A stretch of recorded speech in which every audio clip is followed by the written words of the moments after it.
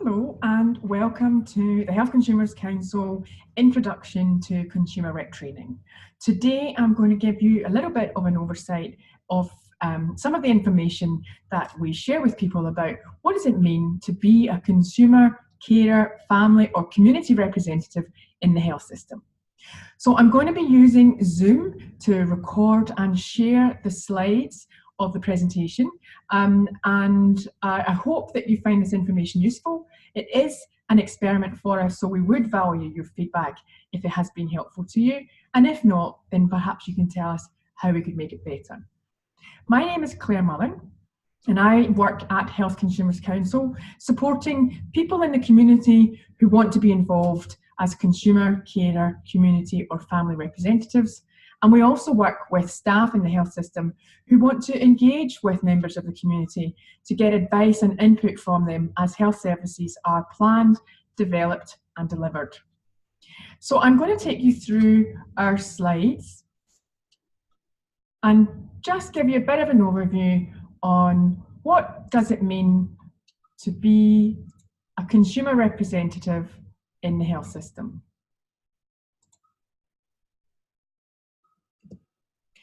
So very briefly, first of all, about Health Consumers Council, our purpose is to increase the capacity of all people to influence the future direction of healthcare and to make informed choices about their health. And that involves both, as we said, members of the community who experience the health system and also the people who work in it. Our vision is of equitable, person-centred healthcare for all Western Australians, and we do that in 3 ways. We do individual advocacy support for consumers and community members who may have an issue in terms of their navigation of the health system or have had a complaint that they haven't been able to get resolved, and we can support them to get better access to the information and the advice and the care that they need. We have the engagement team that does things like this. We run training and education for consumer, carer, community and family representatives, and we also work with staff in the health system to try and improve access for community members in terms of having their say on the health system. We also do systemic advocacy, and that means that we highlight areas of importance to the community at a system-wide level. And we do that by drawing on the feedback that we get from the individual advocacy service and also from people who attend and participate in engagement activity. So all 3 areas of our work are very closely linked. So over the course of these sessions, and we're going to make a number of videos, just move that over there, we're going to cover a number of topics. First up, in this first session, we're going to talk about the role of a consumer, carer, family or community representative. What does it mean? What kind of things do they get involved with? And what are the important elements of that role? In other sessions, we'll talk about what the benefits of consumer, carer, family and community representation are. We'll talk about what some of the barriers might be and how people can work to overcome those. We'll touch on health consumer rights and the role of a health consumer representative in terms of speaking up for and protecting those rights. We'll touch on the National Safety and Quality Health Service Standards, and in particular Standard 2, partnering with consumers. The role of a consumer representative can be hard work at times, and so we'll share some information we've learned over the years from the consumer representatives that we've worked with about self-care, resilience and dealing with resistance. And finally, we'll have a short video about some of the resources that are available to support consumer, carer, family and community representatives in their role. So let's get started. Overall, from all of the content that we've developed, we hope that what you will go away with is a better understanding of how important your role as a consumer, carer, family or community representative is for the health service. We hope you also go away understanding what's expected of you in that role as a representative, that you know what support is available that you can draw on in your role, and finally that you've become comfortable speaking up in a group, which is a key part of being a representative. So first of all, what is the role of a consumer representative? Well, what we've heard from the people that we've worked with over the years is that these are some of the areas that are part of that role. It's about looking out for the interests and rights of consumers, service users, and potential service users. You're the person at the table in a discussion that, if you like, has that as your primary focus. And so really speaking up for that when you think that other people may have focused on other areas of interest is an important part of the role. You have an opportunity to present how consumers may think and feel about certain issues. You have the opportunity to contribute your experience as a health consumer, but also drawing on the experience from other community members and consumers that you have contact with. And that's an important part of being a consumer rep. It's not just about your personal experience, but also about the experiences of other people who are consumers and carers and community members using the health system. The role is also about making sure that the organisation recognises consumer concerns. So it may not be simply about raising a particular issue, but rather about asking the question, how will the consumer voice be heard in this project?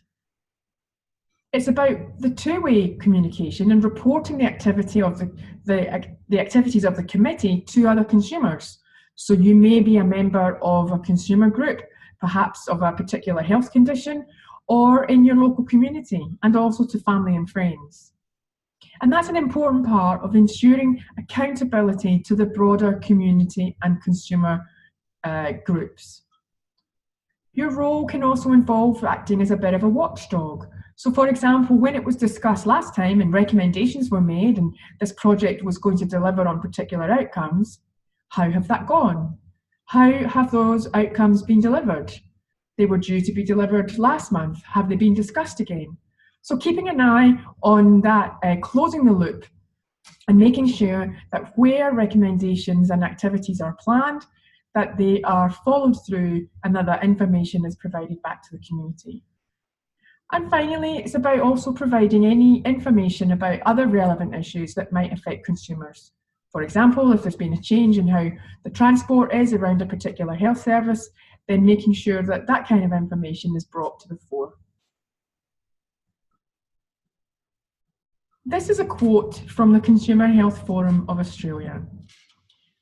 And as you can see, it says that the role of a consumer representative is to provide a consumer perspective. This often differs from a bureaucratic service provider, industry, academic, or professional perspective. Because it's often said that all of us who work in the health system, whether we're there as consumer advocates or staff members, that we all also are consumers of the health system. And that's true.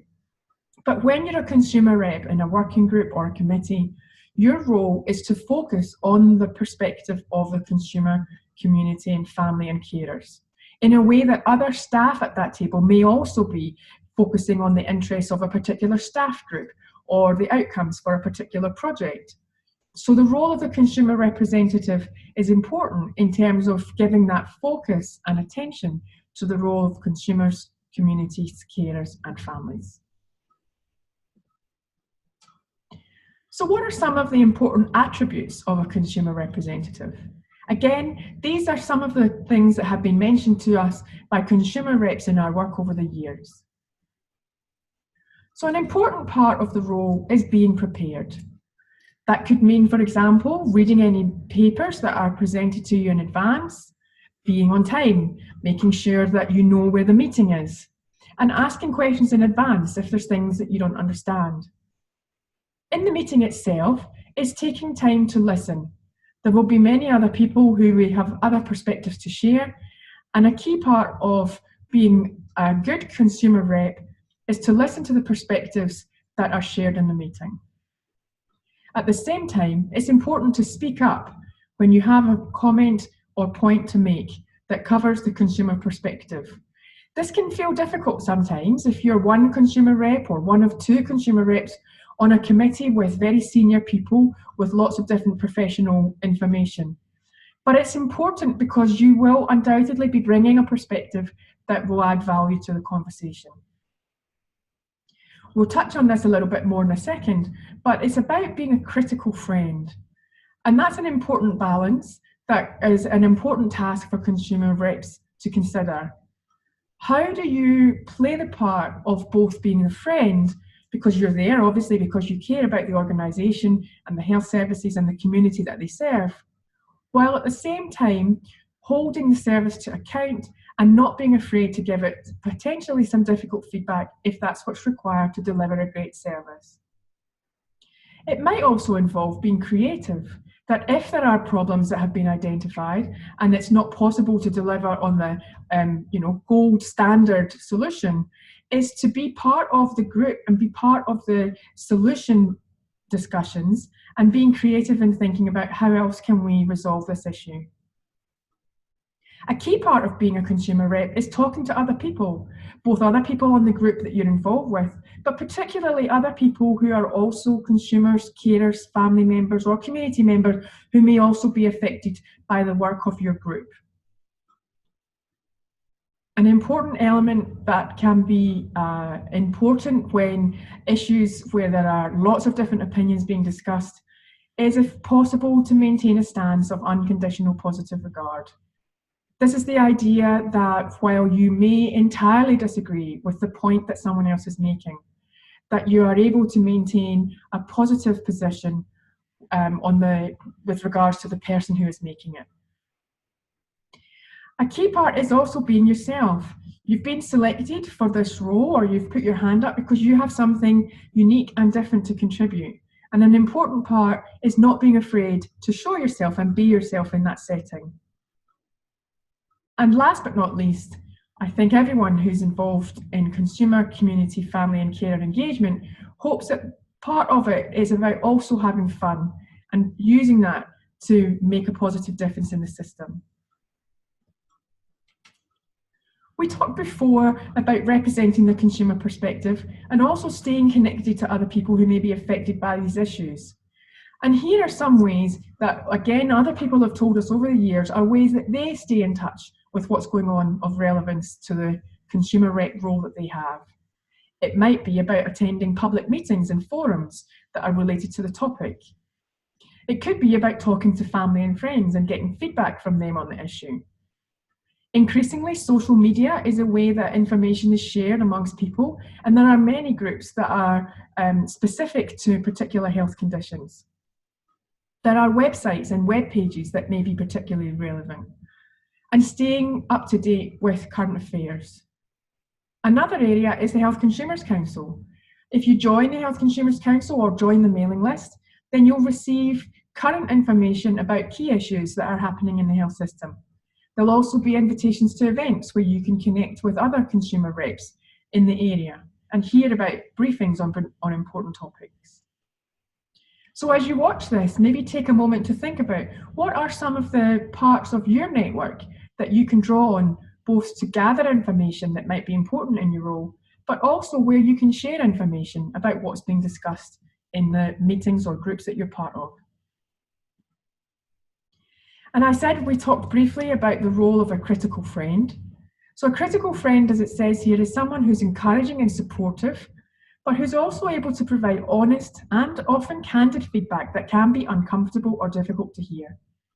It means speaking truthfully but constructively about weaknesses, problems, and emotionally charged issues. And this can sometimes be hard to do. An important part of being a critical friend is investing the time on all sides, both from the organisation and from the representative's point of view, to create positive, trust-based relationships with the other people in the group or committee that you're part of. But that both parts of that role are really critical, both the friend part and also sometimes the critical part. And that covers off just some of the elements that we wanted to talk about in this first short video. We'd love to know what you think of it, to see if you found it helpful and if there's anything else you think we should add. We will be adding more content on some of those other topics soon, so please let us know what you thought. Thanks.